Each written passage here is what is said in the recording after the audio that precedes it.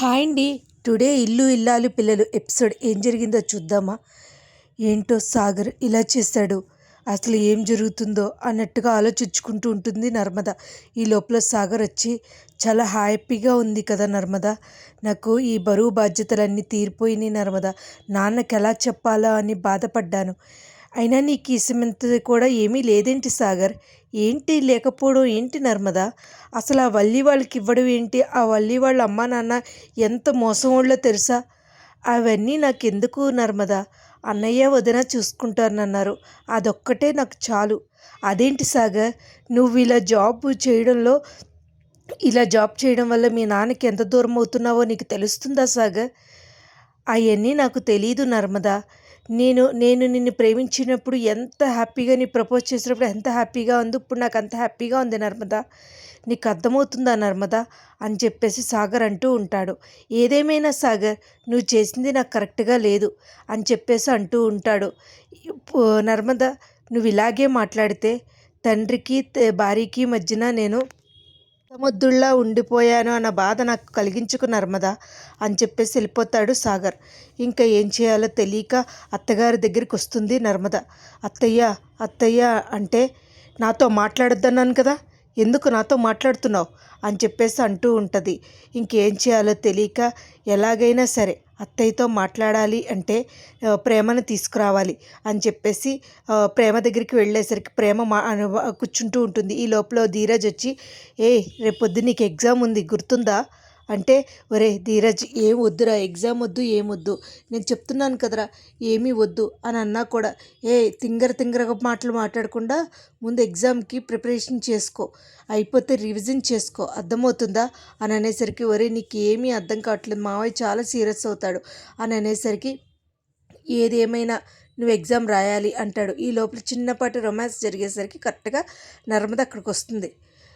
ప్రేమ అంటూ వస్తుంది. పాపం తనకు తెలియకుండా అనుకోకుండా వస్తే నాన్న నాన్న అంటూ వెళ్ళిపోతాడు ధీరజ్ పక్క తిప్పుకుంటా. ఏంటి అనవసరంగా వచ్చానా, మధ్యలో డిస్టర్బ్ చేశానా? అవును, అమావాస్యకి పొన్నానికి వాడికి రొమాన్స్ వస్తుంది అక్క, ఈ లోపల డిస్టర్బ్ చేసావంటే ఇద్దరిద్దరు కితకితలు పెట్టుకుంటూ ఉంటారు. ఈ లోపల వెళ్ళి ఇద్దరు కూడా, ఏంటి ఏమైంది అక్క అంటే, అత్తయ్య నాతో మాట్లాడట్లేదు ప్రేమ, అత్తయ్యకి అర్థమయ్యేలా చెప్పాలి, నువ్వు వస్తావని చెప్పేసి వచ్చాను అని అనుకుంటూ ఉంటారు. ఈ లోపల వల్లి వంట చేస్తూ ఉంటుంది. ఏంటి డబ్బులు 10 లక్షల విషయంలో నర్మదే ఉంది, ఉద్యోగం విషయంలో నర్మదే ఉంది, నగల విషయంలో నర్మదే ఉంది, అమూల్య విషయంలో నర్మదే ఉంది, ఎన్నిట్లోనూ నర్మదే ఉంది.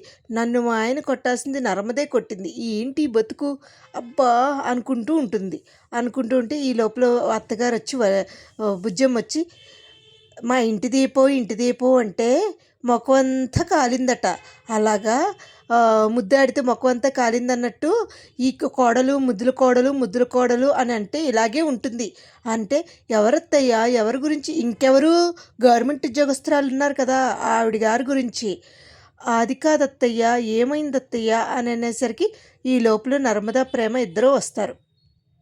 నర్మదా ప్రేమ వచ్చి, వాళ్ళక్క ఇక వంట పని నువ్వు ఒక్కదానివే చేస్తున్నట్టుంది, చాలాసేపటి నుంచి చేస్తున్నట్టున్నావు కదా, సరే కాసేపు బయటికి వెళ్ళక్క, వీళ్ళు వెళ్ళు అంటున్నారు అంటే ఏదో విషయం ఉందన్నమాట, కనిపెట్టాలి అని చెప్పేసి వెళ్ళినట్టే వెళ్ళి పక్క నుంచి చూస్తూ ఉంటుంది. ఈలో ప్రేమ కత్తి పెట్టి చూపిస్తూ ఉంటుంది. చూపించేసరికి పక్కకు వచ్చేసరికి అత్తయ్య అత్తయ్య అంటే, ఏంటి ఈ నాతో మాట్లాడొద్దని చెప్పానా, అయినా అక్క మీరు చేసిన తప్పు, మీ మొగుడు పెళ్ళాలు అయినా అత్తయ్యని ఎందుకలా మోసం చేస్తారు, అది కరెక్ట్ కాదు కదా అక్క.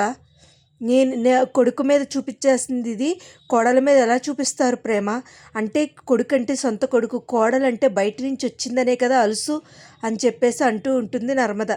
ఏంటి నేను బయట వాళ్ళ కింద చూశానా, నా సొంత కోడళ్ళు కూడా నేను తూతుళ్ళ చూశాను, అమూల్య కూడా అలాగే చేసింది అని చెప్పేసి అంటూ ఉంటే, అది కాదత్తయ్య అనేసరికి అక్కడి నుంచి గబగబా వచ్చేస్తుంది ఆవిడ.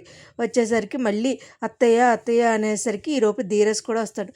అత్తయ్య అలా కాదు అత్తయ్య, అందరూ కలిపి ఆయన గుండె మీద తన్నారు కదా, మొన్న అమూల్య అలాగే చేసింది, ఇప్పుడు నడిపోడు అలాగే చేశాడు, ఎందుకు ఇలాగా, నా చిన్న కొడుకు చూడండి నా మాట వింటాడు అని చెప్పేసి అనేసరికి, అది కాదత్తయ్య నేను చెప్పేది వినండి, ఫస్ట్ ఆఫ్ ఆల్ మీ కొడుకు మూటలు మోయడం ఇష్టమా? లేకపోతే ఒక మంచిగా బట్టలు వేసుకుని ఒక ఉద్యోగం చేస్తూ సమాజంలో ఉండడం ఇష్టమా? కన్న కొడుకుగా అలా ఉండడం ఇష్టమా అని అడిగితే ఎవరికైనా ఏమనిపిస్తుంది? మంచిగా ఉంటేనే అనిపిస్తుంది కదా! అదే అత్తయ్య, ఇది కూడా అంతే. నేనైతే ఏమీ చేయలేదు అత్తయ్య అని చెప్పేసి అంటూ ఉంటుంది నర్మద. ఎలాగైనా నా చిన్న కొడుకు నా దగ్గర ఏమీ దాచలేదు అంటాడు. అనేసరికి అది కాదమ్మా, నీ దగ్గర ఒక విషయం దాశాను. ప్రేమని పోలీస్ ఆఫీసర్‌ని చేయాలనుకుంటున్నాను. పోలీస్ ఆఫీసరా? ప్రేమ కల. నేను చెప్పాను అత్తయ్య, నేను చెయ్యను. అత్తయ్యకి, మావయ్యకి ఇష్టం లేదు అని ఇప్పుడు కూడా ఎగ్జామ్ రాయను అంటే నా మాట వినకుండా చేస్తున్నాడు అత్తయ్య. మీరే చూడండి అత్తయ్య, ఏదేముందో అది మీరే ఇష్టం. నేనేమీ చెప్పలేను. ఇప్పుడు నువ్వు చెప్పావు. ఏమో మీ ఇష్టం అని అంటూ ఉంటుంది బుజ్జమ్మ. ఏదైనా చాలా జాగ్రత్తగా ఉండండి అని చెప్పి ఆయనకి ఒంట్లో బాగోక గుండ్ల మీద తంతున్నారు. అది నాకు చాలా బాధగా ఉంది. ఏదేమైనా అమ్మ నీ తర్వాతే కదమ్మా, నువ్వే కదమ్మా మాకు అని అనేసరికి సెంటిమెంట్ డైలాగులు బాగానే కొడతారు అని అంటుంది. ఇదేనండి ఇవాళ ఎపిసోడ్. అసలు ముందు ముందు ఎపిసోడ్లో ఏం జరుగుతుంది? అసలు వల్లే విషయం బయటపడుతుందా? ప్రేమ విషయం బయటపడుతుందా?